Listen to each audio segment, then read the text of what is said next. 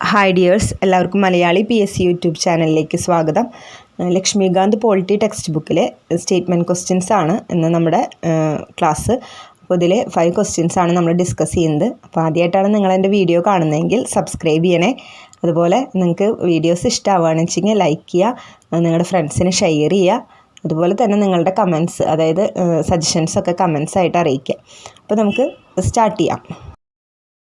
Which of the following are not necessarily the consequences of the proclamation of the President's rule in a state?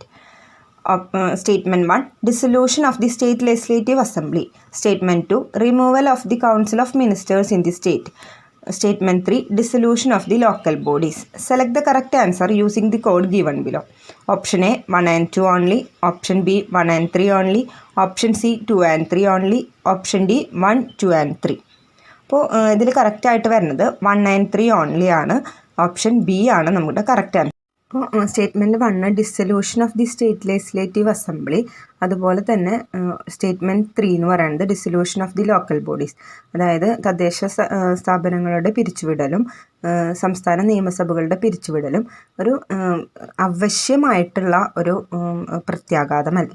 അതായത് രാഷ്ട്രപതി ഭരണത്തിൻ്റെ ആവശ്യമായ പ്രത്യാഘാതങ്ങളിൽ ഉൾപ്പെടുന്നതല്ല. Not necessarily consequences ആണ് ഈ ഒരു dissolution of the local ബോഡീസും അതുപോലെ തന്നെ dissolution of the state legislative assembly. പക്ഷേ ഇത് പ്രത്യാഘാതമാണോ ചോദിച്ചു കഴിഞ്ഞാൽ അതെ. അതായത് രാഷ്ട്രപതി ഭരണം നിലവിൽ വരുമ്പോൾ സംസ്ഥാന എക്സിക്യൂട്ടീവ് പിരിച്ചുവിടുന്നു, സംസ്ഥാന നിയമസഭയും തദ്ദേശ സ്വയംഭരണ സ്ഥാപനങ്ങളും താൽക്കാലികമായി നിർത്തിവെക്കുകയോ പിരിച്ചുവിടുകയോ ചെയ്യുന്നു. അപ്പോൾ പക്ഷേ ഇതൊരു നോട്ട് നെസസറി ആണെന്നാണ് പറയണത്. പിന്നെ രണ്ടാമത്തെ സ്റ്റേറ്റ്മെൻറ്റ് എന്ന് പറയുന്നത് removal of the council of ministers in the state. ആ ഒരു ഇത് കറക്റ്റാണ്. അതായത് കൗൺസിൽ ഓഫ് മിനിസ്റ്റേഴ്സിനെ റിമൂവ് ചെയ്യപ്പെടുന്നു. അപ്പോൾ രാഷ്ട്രപതി ഭരണം ഏർപ്പെടുത്തുമ്പോൾ മുഖ്യമന്ത്രി നേതൃത്വം നൽകുന്ന സംസ്ഥാന മന്ത്രിസഭയെ പിരിച്ചുവിടുന്നു. അപ്പോൾ ഈ ഒരു ഓപ്ഷൻ ആണ് കറക്റ്റായിട്ട്, അതായത് നെസസറി ആയിട്ടുള്ള ഒരു ആക്റ്റാണ്. ബാക്കി രണ്ടും നോട്ട് നെസസറിലി ആണ്. അതുകൊണ്ടാണ് അത് രണ്ടും കറക്റ്റ് ആവുന്നത്. ക്വസ്റ്റ്യൻ നോട്ട് നെസസറിലി ആണ്, ശ്രദ്ധിക്കുക. അതുകൊണ്ടാണ് 1ഉം 3ഉം നമുക്ക് കറക്റ്റ് ആൻസറായിട്ട് വരുന്നത്. ഇപ്പോൾ നമ്മൾ പറഞ്ഞു രാഷ്ട്രപതി ഭരണത്തിൻ്റെ സമയത്തുള്ള പ്രത്യാഘാതങ്ങളാണ് ഈ 3 പറയുന്നതും. പക്ഷെ അതിൽ ആവശ്യമായിട്ടുള്ളത് removal of the council of ministers in the state ആണ്. അതായത് ചീഫ് മിനിസ്റ്ററിൻ്റെ കീഴിലുള്ള മന്ത്രിസഭയെ പിരിച്ചുവിടുന്നത് ആവശ്യമായിട്ടുള്ളൊരു പ്രത്യാഘാതകമാണ്. മറ്റ് 2 നോട്ട് നെസസറിലി എന്നുള്ളത് വരുന്നത്. അപ്പോൾ നമുക്കിനി അടുത്ത ക്വസ്റ്റ്യനിലേക്ക് പോകാം. ഈ ക്വസ്റ്റ്യൻ നിങ്ങൾക്ക് ക്ലിയർ ആയെന്ന് വിശ്വസിക്കും. Second question. The Parliament of India exercises control over the functions of the Council of Ministers through adjournment motion, question hour, supplementary questions. Select the correct answer using the code given below. Option A 1 only. Option B 2 and 3 only. Option C 1 and 3 only. Option D 1, 2 and 3. അതാണ് നമ്മുടെ correct answer എന്ന് പറയുന്നത്. അപ്പോൾ നമുക്ക് പാർലമെൻറ്റിനെ, നമ്മുടെ council of മിനിസ്റ്റേഴ്സിനെ control ചെയ്യാനുള്ള കുറച്ച് instruments ഏതൊക്കെയാണെന്ന് നോക്കാം. മോഷൻസ്, അതുപോലെ തന്നെ ക്വസ്റ്റ്യൻ അവർ, 0 അവർ, കമ്മിറ്റികൾ, ഇതൊക്കെയാണ് നമ്മുടെ പാർലമെൻറ്റിനെ കൗൺസിൽ ഓഫ് മിനിസ്റ്റേഴ്സിനെ കൺട്രോൾ ചെയ്യാനുള്ള മെഷേഴ്സ്. അതായത് ക്വസ്റ്റ്യൻ അവർ എന്ന് പറയുമ്പോൾ ചോദ്യോത്തര വേളയാണ്. അതായത് പാർലമെൻറ്റ് സെഷൻ നടക്കുമ്പോൾ ആദ്യ മണിക്കൂറിൽ എന്ത് ചെയ്യും, പാർലമെൻറ്റ് സെഷൻ്റെ ആദ്യ മണിക്കൂറിലൊക്കെ എന്ത് ചെയ്യും, MPs മിനിസ്റ്റേഴ്സിനോട് ചോദ്യങ്ങൾ ഉന്നയിക്കും. അപ്പോൾ മന്ത്രിമാർ അതിന് ഉത്തരം നൽകണം. അതിൽ സ്റ്റാർഡ് ക്വസ്റ്റ്യൻസും ഉണ്ടാവും, അൺസ്റ്റാർഡ് ക്വസ്റ്റ്യൻസ് ആവും. അതായത് നക്ഷത്രചിഹ്നം ഉള്ളതും നക്ഷത്രചിഹ്നം ഇല്ലാത്തതും. അതായത് ഓറൽ റെസ്പോൺസാണ് വേണ്ടത്. ഓറൽ റെസ്പോൺസാണ് മിനിസ്റ്റേഴ്സിൻ്റെ അടുത്ത് നിന്ന് വേണ്ടത് വെച്ചെങ്കിൽ അത് സ്റ്റാർഡ് ക്വസ്റ്റ്യൻസ് ആയിരിക്കും. റിട്ടേൺ റെസ്പോൺസാണ് വേണ്ടത് വെച്ചെങ്കിൽ അൺസ്റ്റാർഡ് ക്വസ്റ്റ്യൻസ് ആയിരിക്കും. അപ്പോൾ അൺസ്റ്റാർഡ് എന്ന് പറഞ്ഞാൽ റിട്ടേൺ റെസ്പോൺസ്, ഓറലാണ് റെസ്പോൺസ് എങ്കിൽ സ്റ്റാർഡ് ക്വസ്റ്റ്യൻ ആയിരിക്കും. ഇനി അടുത്തതായിട്ട് 0 അവർ, അതായത് ശൂന്യവേള. ആ സമയത്ത് നമുക്ക് അർജൻറ്റായിട്ടുള്ള ഇഷ്യൂസിനുള്ള ക്വസ്റ്റ്യൻസ് നമുക്ക് ഉന്നയിക്കാൻ പറ്റും. അതിൻ്റെ ആൻസേഴ്സ് മിനിസ്റ്റേഴ്സ് പറയണം. അതുപോലെ തന്നെ ഇനി കമ്മിറ്റികൾ പറയാം. നമുക്ക് പാർലമെൻ്ററി കമ്മിറ്റീസ് അറിയാലോ, പബ്ലിക് അക്കൗണ്ട് കമ്മിറ്റി, അതെല്ലാം എന്ത് ചെയ്യും, കുറച്ച് കൺട്രോൾ കൊണ്ടുവരും. അതായത് നമുക്ക് ഈ പാർലമെൻറ്റിൻ്റെ കൗൺസിൽ ഓഫ് മിനിസ്റ്റേഴ്സിൻ്റെ ആക്ഷൻസിനെ അവർ സ്ക്രൂട്ടിനൈസ് ചെയ്യുകയൊക്കെ ചെയ്യും. അവർ കൂടുതൽ പരിശോധിക്കുകയും അതിൽ നിന്ന് നമുക്ക് അവരെ കൺട്രോൾ ചെയ്യാനും പറ്റും. അതുപോലെ പിന്നെ മോഷൻസ് എന്ന് പറയുന്നത് നോ കോൺഫിഡൻസ് മോഷൻ നിങ്ങൾക്ക് മുന്നൊരു ക്ലാസ്സിൽ പറഞ്ഞിരുന്നു. നോ കോൺഫിഡൻസ് മോഷൻ എന്ന് പറഞ്ഞു കഴിഞ്ഞാൽ മിനിസ്റ്റേഴ്സിനെ കൗൺസിൽ ഓഫ് മിനിസ്റ്റേഴ്സിനെ കൺട്രോൾ ചെയ്യാനുള്ള ഒരു ഇതാണ്. ലോക്സഭയിൽ നമുക്ക് നോ കോൺഫിഡൻസ് മോഷൻ പാസ്സാവുകയാണ് ചെയ്യുക, കൗൺസിൽ ഓഫ് മിനിസ്റ്റേഴ്സ് മൊത്തത്തിൽ റിസൈൻ ചെയ്യുക തന്നെ വേണ്ടി വരും. അപ്പോൾ അതും ഒരു കൺട്രോളിനുള്ള ഒരു മെഷറാണ്. അടുത്തതായിട്ട് അഡ്ജേൺമെൻറ്റ് മോഷൻ, അതായത് അടിയന്തര പ്രമേയമാണ്. അടിയന്തര പൊതുപ്രാധാന്യമുള്ള ഒരു വിഷയത്തിലേക്ക് സഭയുടെ ശ്രദ്ധ ക്ഷണിക്കുകയും അങ്ങനെ ആ ഒരു രീതിയിലുള്ള കൺട്രോളും ഉണ്ടാവും. അപ്പോൾ ഇതെല്ലാമാണ് എന്ത് ചെയ്യണത്, പാർലമെൻറ്റിനെ കൺട്രോൾ ചെയ്യാനുള്ള മെഷേഴ്സ് ഏറ്റെടുക്കാൻ പറ്റുന്നത്. അപ്പോൾ ഈ ഒരു സ്റ്റേറ്റ്മെൻറ്റിൽ 3 statement, adjournment motion, question our, supplementary question.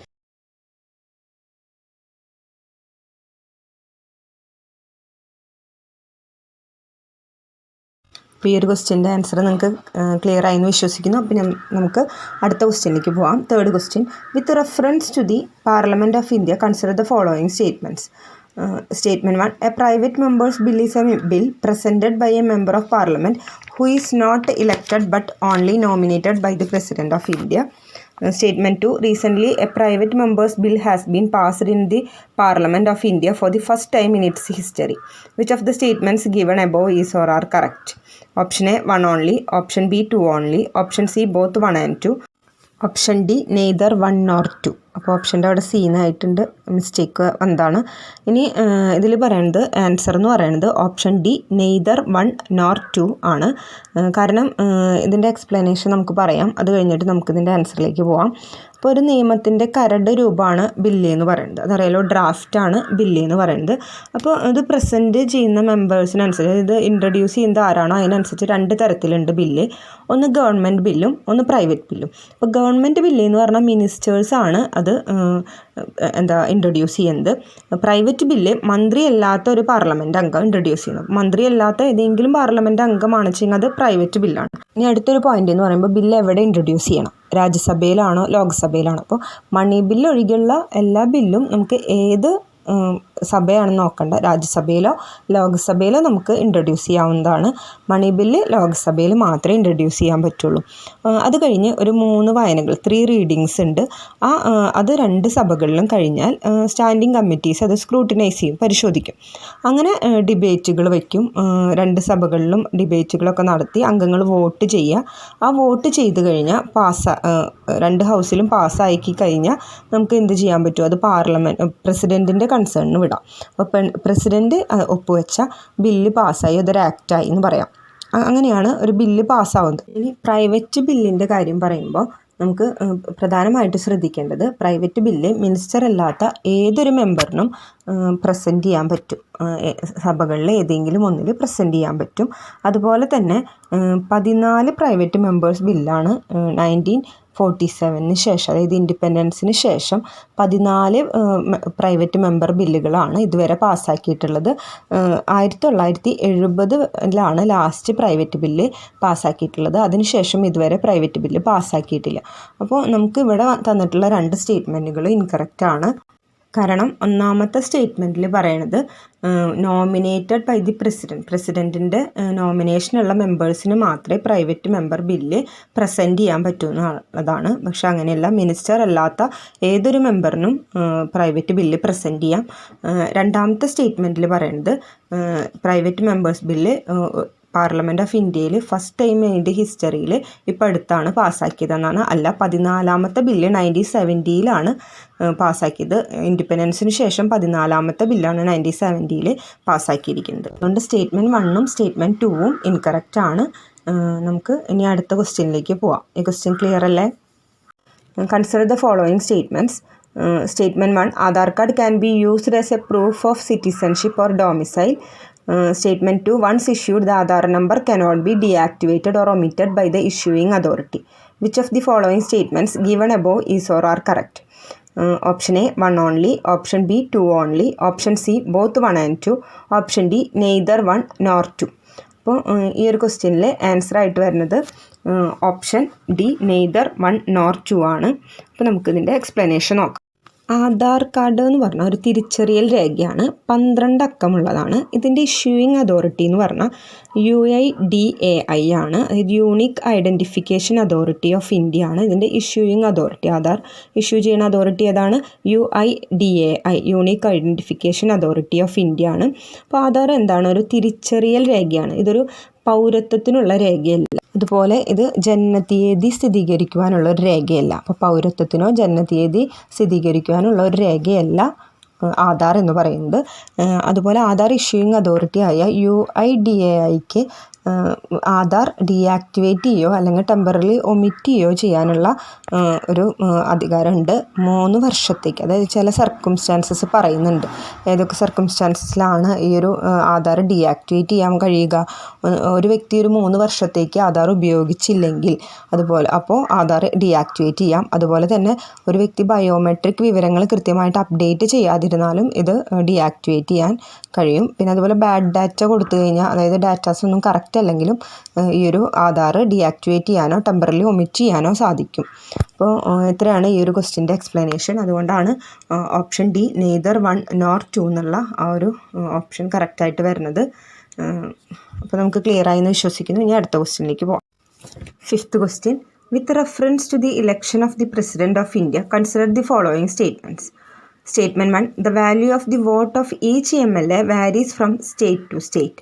Statement 2. The value of the vote of MPs of the Lok Sabha is more than the value of the vote of MPs of the Rajya Sabha. Which of the statements given above is or are correct? Option A 1 only. Option B 2 only. Option C both 1 and 2. Option D neither 1 nor 2. അപ്പോൾ നമുക്കിതിൻ്റെ answer വരുന്നത് option A 1 only ആണ്. അപ്പോൾ നമുക്ക് എന്തുകൊണ്ടാണ് ഈ ഒരു answer വരുന്നത് നോക്കാം. പ്രസിഡൻ്റ് ഇലക്ഷനിൽ ഒരു MLAയുടെ വോട്ടിൻ്റെ മൂല്യം ജനസംഖ്യയ്ക്ക് അനുസരിച്ചായിരിക്കും. അപ്പോൾ നമുക്ക് 28 സ്റ്റേറ്റിൽ ഡിഫറെൻ്റ് ആയിട്ടുള്ള പോപ്പുലേഷനാണ് വരുന്നത്. അതുകൊണ്ട് വാല്യൂ ഡിഫറെൻ്റ് ആയിരിക്കും. അപ്പോൾ നമ്മുടെ സ്റ്റേറ്റ്മെൻറ്റ് 1 പറയുന്നത് value of the vote of each MLA varies from state to state. അപ്പോൾ അത് കറക്റ്റ് ആൻസറാണ്. കാരണം ജനസംഖ്യയ്ക്ക് അനുസരിച്ചായതുകൊണ്ട്. ഇലക്ഷനിൽ MLAമാരുടെ വോട്ടിൻ്റെ വാല്യൂ ഡിഫറെൻ്റ് ആയിരിക്കും, വാരി ചെയ്തു പോകുന്നു. അപ്പോൾ ഇനി നമുക്ക് നെക്സ്റ്റ് സ്റ്റേറ്റ്മെൻറ്റ് നോക്കുമ്പോൾ value of the vote of MPs of the Lok Sabha is more than the value of the vote of the MPs of the Rajya Sabha. അതായത് രാജ്യസഭയിലെ MPമാരുടെ വോട്ടിൻ്റെ വാല്യൂയും ലോക്സഭയിലെ MPമാരുടെ വോട്ടിൻ്റെ വാല്യൂയും ഡിഫറെൻ്റ് ആണ്. അതായത് ലോക്സഭയിൽ കൂടുതലാണെന്നാണ് ഇവിടെ പറയുന്നത്. പക്ഷേ എന്താണ്, രാജ്യസഭയിലായാലും ലോക്സഭയിലായാലും MPമാരുടെ വോട്ടിൻ്റെ വാല്യൂ സെയിം ആണ്, അതിൽ ഡിഫറൻസ് ഇല്ല. അപ്പോൾ ഈ ഒരു സ്റ്റേറ്റ്മെൻറ്റ് ഇൻകറക്റ്റ് ആണ്. അപ്പോൾ നമുക്ക് ഓപ്ഷൻ എ 1 ഓൺലി ആണ് കറക്റ്റ് ആൻസർ വരുന്നത്. അപ്പോൾ നമുക്ക് ഇത്രയും 5 ക്വസ്റ്റ്യൻസ് നിങ്ങൾക്ക് എല്ലാവർക്കും ക്ലിയർ ആയെന്ന് വിശ്വസിക്കുന്നു. എന്തെങ്കിലും ഡൗട്ടുകൾ ഉണ്ടെങ്കിൽ നിങ്ങൾ കമൻറ്റ് ബോക്സിൽ അറിയിക്കുക. അപ്പോൾ താങ്ക് യു.